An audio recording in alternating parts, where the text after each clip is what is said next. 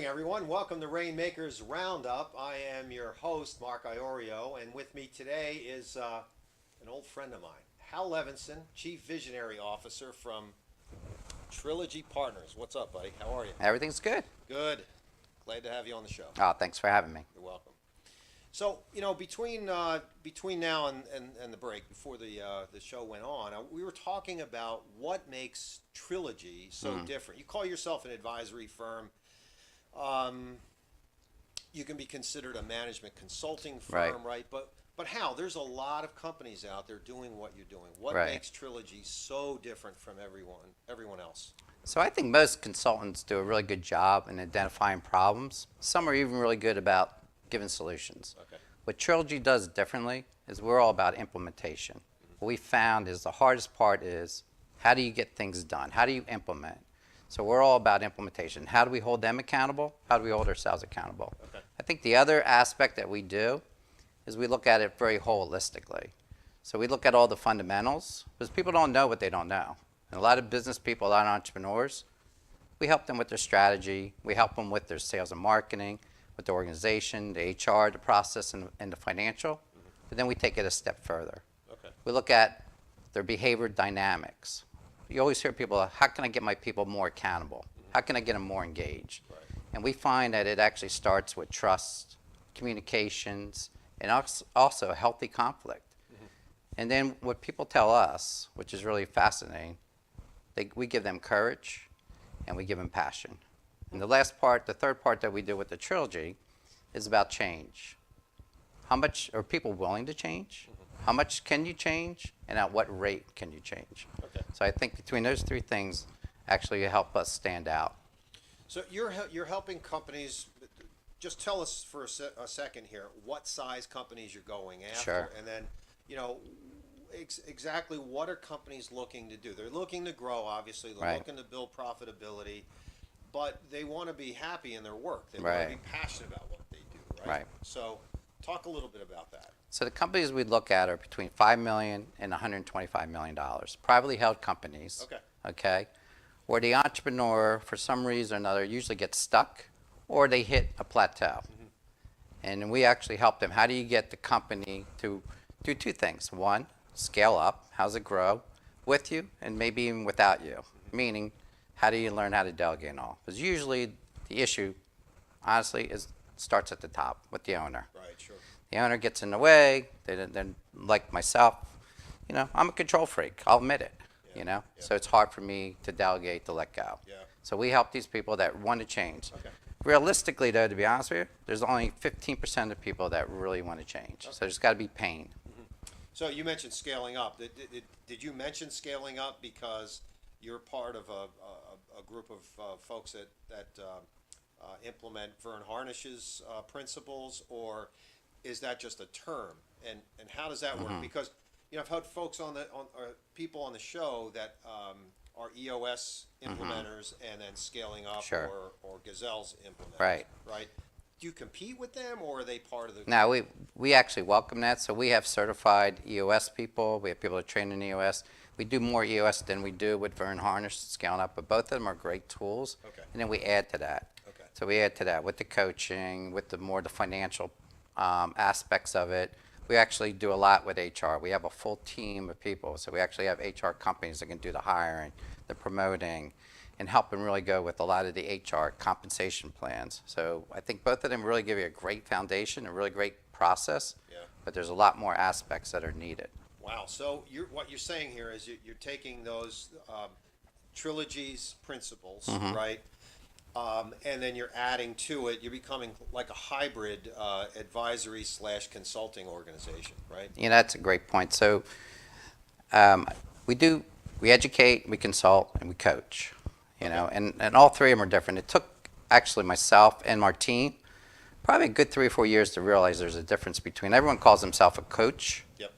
but a lot of times they're consulting. And there's a big need for that. Show me how to do it, tell me what to do it, or sometimes you even have to do it. Yeah. And then there's coaching. We're really looking at the person as an individual and helping them grow as a person. Yeah. So they are two different aspects, but you need both. You talked about implementation before. One of the toughest things in business, any nonprofit, for-profit, whatever, families, Sure. you know, getting someone to implement is really, really tough. And you said earlier, you hold people accountable for things. Right. How do you go about doing that? Number one, you tell them the hard truth. Yeah. You know, that, you know, and you have to let them realize that they have to be vulnerable.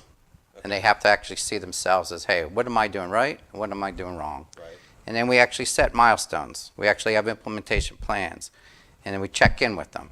Is this getting done? Why isn't it getting done? Are you causing that issue? Is your people causing that issue? Sure. And really doing that. In fact, you know, a lot of people ask me, was my background CPA, so why did I go out as CPA? Right. Where you got a nice annuity every year, 85, 90% of your business is there. Sure. In Trilogy, actually our clients stay with us between 3 and 4 years. So theoretically a third to 25% I have to replace every year, or the company has to replace. But it's all about that implementation. Because as a CPA, you know, we were really good about identifying issues and telling you what was wrong. But with Trilogy, why I love Trilogy is that we're all about implementation, getting things done, making that impact. Yeah. Great segue, right? So you were a CPA. You had a great business for a long time. And what made you transition from where you were to where you are today? I know I was getting a sense from your answer just now that it's this satisfaction that you get, right, from seeing companies grow and change and everything. But what made you go from CPA to running Trilogy? It wasn't easy. So when I did that, basically it was actually hard for me to let go of the CPA. So that was my security blanket. Sure. I knew that. But I was missing something. I wasn't really making the impact, you know. So I actually wanted to form people I knew where we can actually make a real difference. Yeah. You know, and that's what Trilogy is about, is really making that difference in a company. And you feel like you've done that. We've done that, yeah. And you're doing it. And we don't have the constraints. With being a CPA firm, you have a couple constraints. One is you have tax season, so you can't do certain things in tax season. Sure. Two is the mentality of a lot of CPAs is billable hours. We're more on value. Yeah. And the third thing is the skill sets. You know, you get the whole human aspect, the personal aspect, that as a CPA, we're not trained to do that. Right. So I had to bring all these other people together and do it independent. Excellent. We're going to take a quick break right back from our local sponsors here. But when we do come back, we're going to talk to Hal a little bit more about what the makeup of Trilogy is, how he's gotten inspired over the years. Right back after this message. Welcome back to Rainmakers Roundup, ladies and gentlemen. I am your host, Mark Iorio, and with me today is Chief Visionary Officer of Trilogy Partners, Hal Levenson.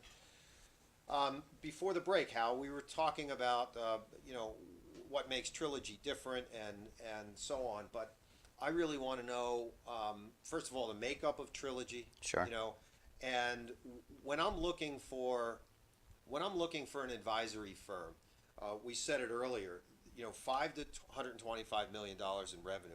You draw a radius around Newtown, Yardley, Princeton, New York. New York. There's a lot of companies out there.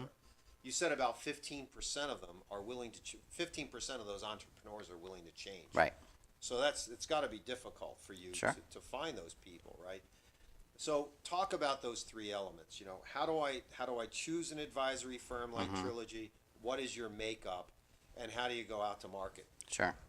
So well, we find people, the reason why they come to Trilogy or how they make a decision, it really comes down to trust.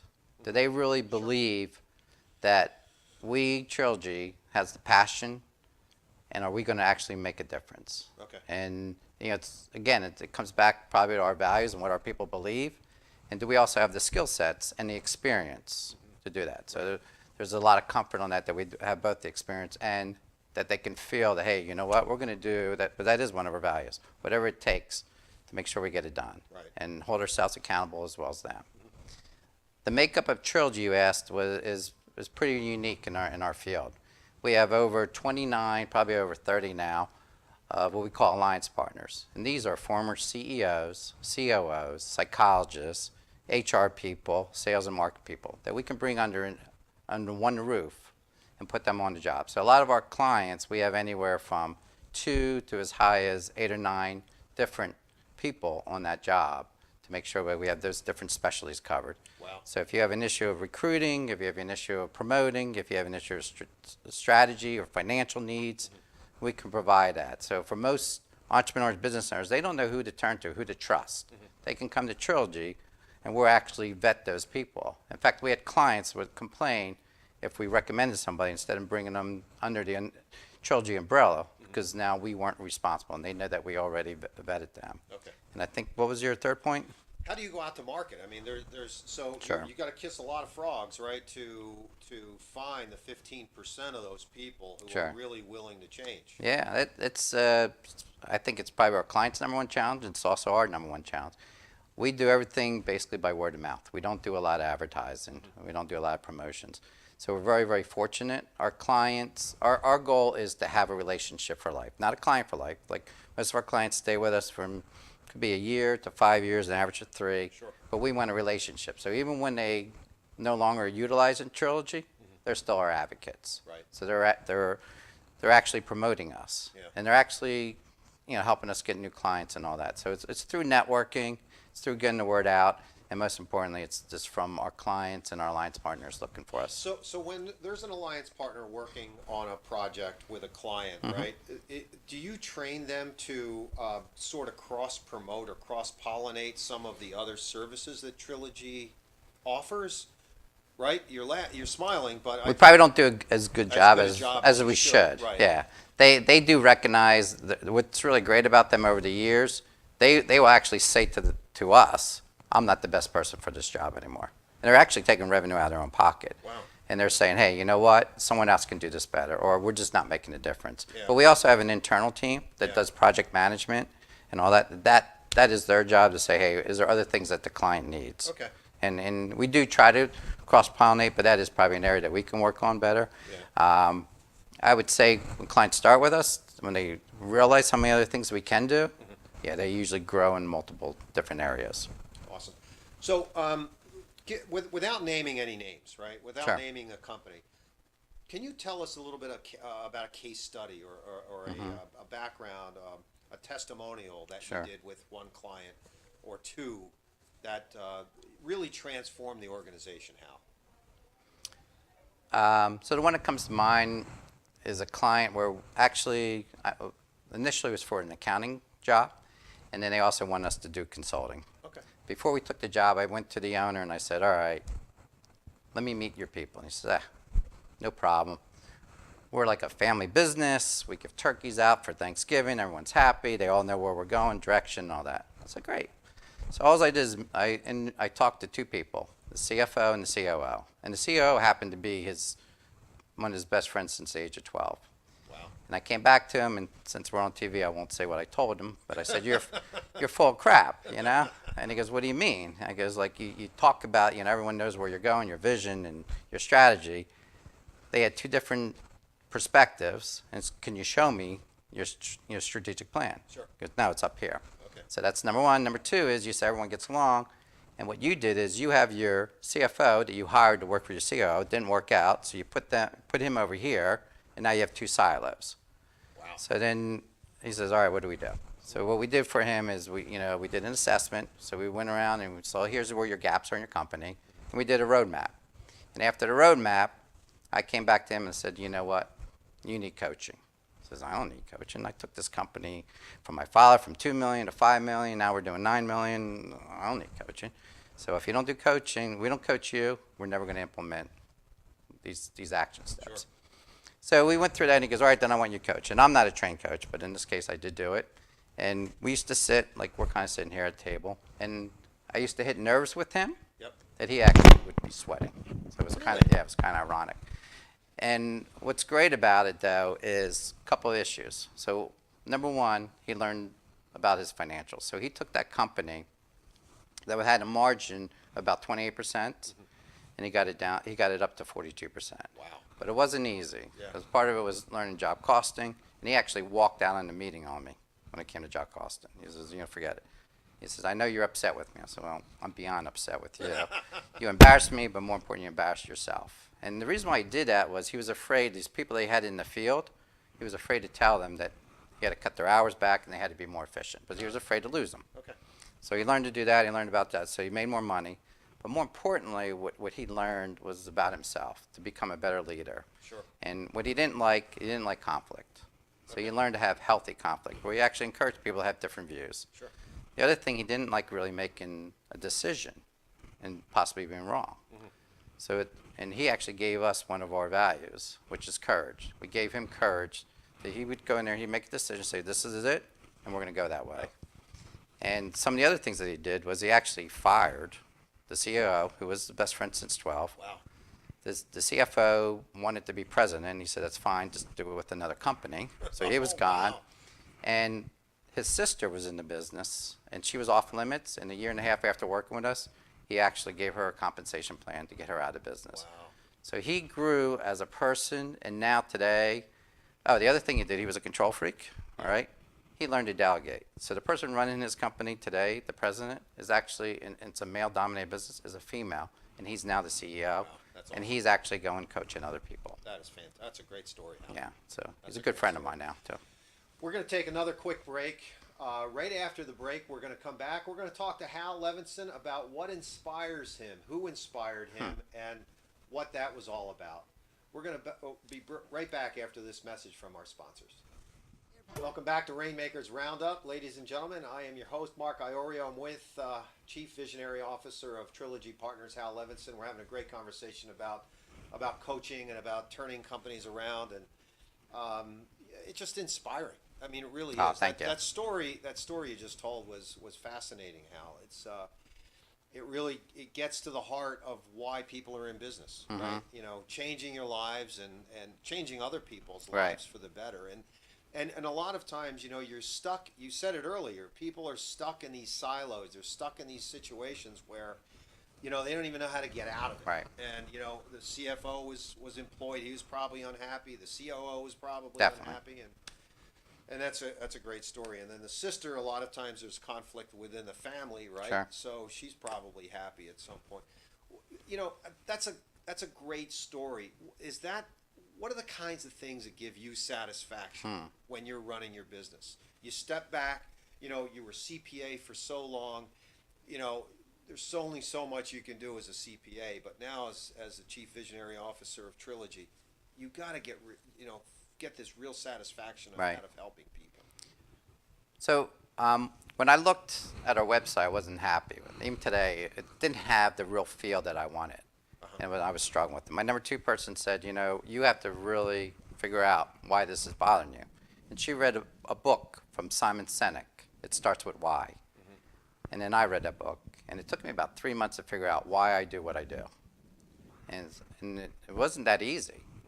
And the reason I do it is I believe in entrepreneurs. I believe they are the backbone of America, and they really deserve to fulfill their purpose. Sure, yeah. And being an entrepreneur, I want to give back. Right. So I get my greatest enjoyment comes when I watch that entrepreneur, like that story I told.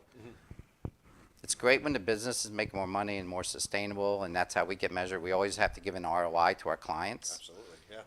But what really gives me the most fulfillment is when that entrepreneur, that business owner, grows as a person and really gives it back to his company, to his people, and when he pays it forward. Yeah. When he's actually helping or she's helping other entrepreneurs in the community. Yeah. That's where I get the biggest fulfillment. That's great.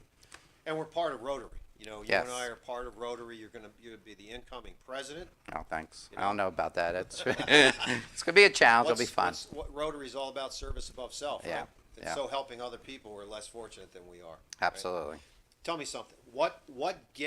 Who and what has given you inspiration over the years? Right. Right. I think there's 2 people. One, when I was young, probably my mother. So my mother always pushed me. My mother was always like, you know what, take a risk. You know. Yeah. Oh yeah. She didn't go to college, but you know, was always learn, always push yourself, have Sure. confidence in yourself, Yeah. and don't be afraid. Always take that thing. You know, so for example, when I worked for the Big 8, Yep. I said, you know what, I want to go into sales. Just go do it, and so that helped me do that. The second was later on in my years was a gentleman named Barry Goss, who was a Trenton person. Had just to give you a little background, you know, graduate high school, never went to college, worked in a factory, and then he was actually a tax client. And shame on me, I never asked. He always did this other thing with boxing. So after a few years, I asked him, and we actually formed a boxing nonprofit to help the inner city Trenton kids. Goss and Goss. Goss and Goss boxing. Yep. And what I learned, that was inspirational, but it wasn't until he died that I had my inspiration. So when I went to his funeral, when I saw that church completely filled, people standing room only, and I asked the guy next to me, I said, boy, what's going to happen when his brother, Sammy Goss, who was an Olympian, comes? Yeah. And the guy says, no, this is Barry's town. And what I understood was when I saw, black men from the ages of 30 to 65 go up there with tears in their eyes or cry and break down and said, if it wasn't for Barry, I'd still be on the streets. I wouldn't have gotten to where I got to. Wow. Wow. And just to see that emotion. And then I asked the kids that he was training, what did you get from Barry? Because when I was afraid to go in the ring, now who would have thought these kids from inner city would be afraid? Mm-hmm. He gave me the courage. And then the other thing he says, you know what? Mr. Goss also said, hey, we had to stay off the streets. We couldn't do drugs, and we had to keep our grades up, or we couldn't come to the boxing center. Wow. So he gave them values and discipline. Sure. And the last thing he did, which really, really touched me the most, was several of the kids said to me, they said, you know what, Mr. Goss, he always said, if he or the club help me, I have to help somebody else. Oh, that's great. So just pay it forward. Right. So that's what I get a lot of that pay it forward from. That's awesome. So courage, values, and then paying it forward. I love pay it forward. Right. Yes. And I also learned I have a long way to go to do half of what he's done. Yeah. So the journey's just started for me. That's awesome. Thank you. They're great, two great inspirational stories. Thank you. And it's rare that your mom is More than my father, yeah. Right. God bless my father, he's passed. He had a good sense of humor, but my mom was the driver. Yeah, she was the driver. Yeah. That's great. Yeah, And still is. Yeah, is she, Yeah, is yeah. she really? That's great.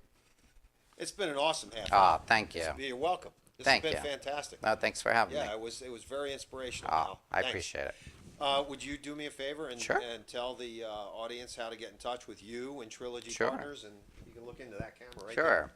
So if you'd like to call Trilogy Partners, the phone number is 609-688-0428. Again, that's 609-688-0428. Or you can look us up on the web. It's www.trilogypartners, all one word, .com. Yeah, so that's gettrilogypartners.com, right? So, Yes. Hal, it's been a fantastic thanks 30 for having me. minutes. You're Wow. very welcome. Went fast. Went fast. We're going to see you next week on Rainmakers Roundup every Wednesday morning at 10:30. Have a great week, man. Have a great week, everyone.